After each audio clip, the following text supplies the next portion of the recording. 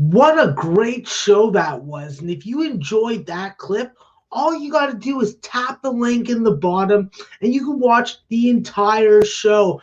We're on to our last game, and it's a doozy. It's going to be a game that takes place in the A10. It's taking place between a powerhouse and then a very close-knit, balanced, unselfish developing team in the LaSalle Explorers. LaSalle is playing St. Louis. They're going to visit St. Louis.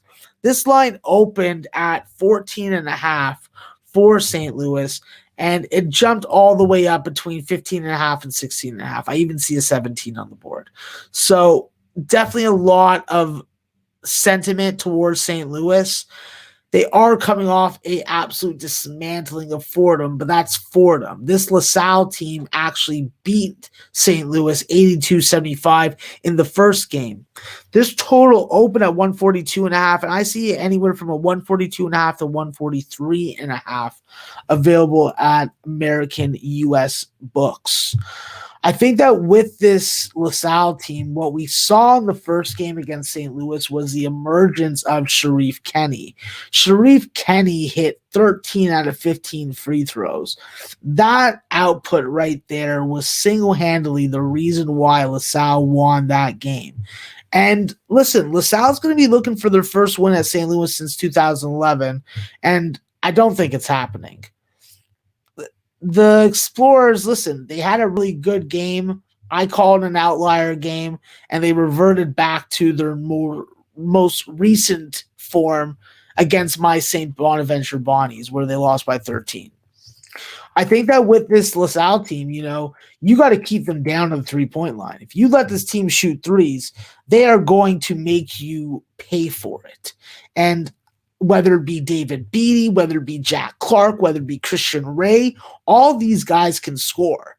And then with Jig Brickus, Jameer Brickus, the freshman point guard is like another Posh Alexander. He just doesn't get the credit. The kid's giving you double-digit points. He's putting in that goddamn work. And I'm telling you, the Coatesville, Pennsylvania native, he's knocking down 50% of his shots. He's getting 3.5, 4 assists a game. I just think that this is going to be a very tough game for St. Louis to dominate. But with Jordan Goodwin in the fold and having Hassan French down low to rebound for you, it isn't that terrible of an idea.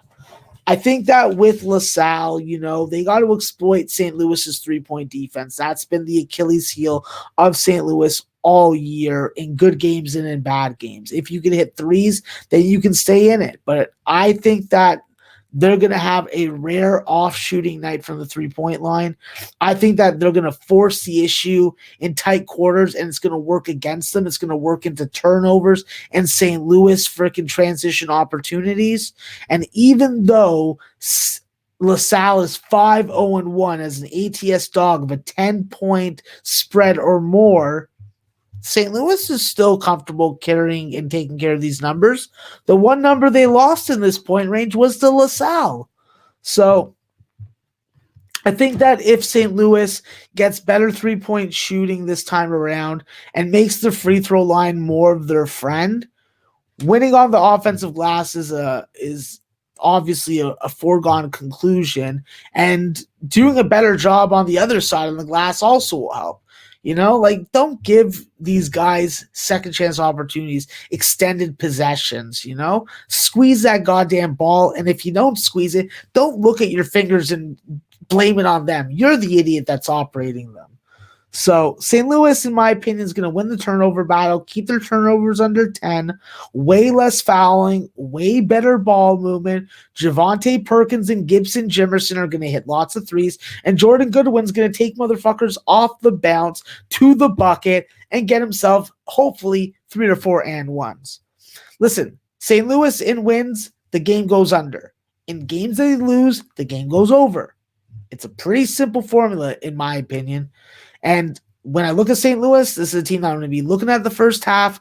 I think they have an 8-point first half advantage, so you're probably not going to get that line. You're probably going to get somewhere between 9 and 10.5. But I think that St. Louis is going to lock down every aspect of LaSalle's strengths on offense, and they are going to get their goddamn revenge. And I'm going to be on them again. Well, I don't think they're going to win this game by 26 or 30 points.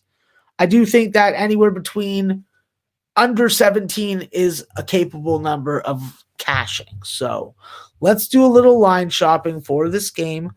It's the last game on the Maxwell Smart odds.com college basketball show board. And let's see if I can find a 15 using American legal US books.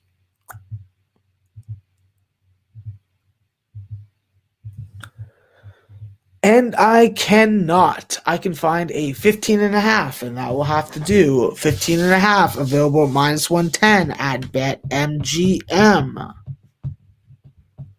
Love BetMGM. I was in one of their commercials. I was only in it for like 3 seconds, but it was great. It's a highlight of my life. And of course, because I am taking St. Louis and I have simplified this game when it comes to the total, I am going to take the under 143.5, and that's available at Bet365 at minus 110 as well. So we are doing a good job of getting good numbers with good VIG at reputable U.S. legal books who pay out, from what I'm told.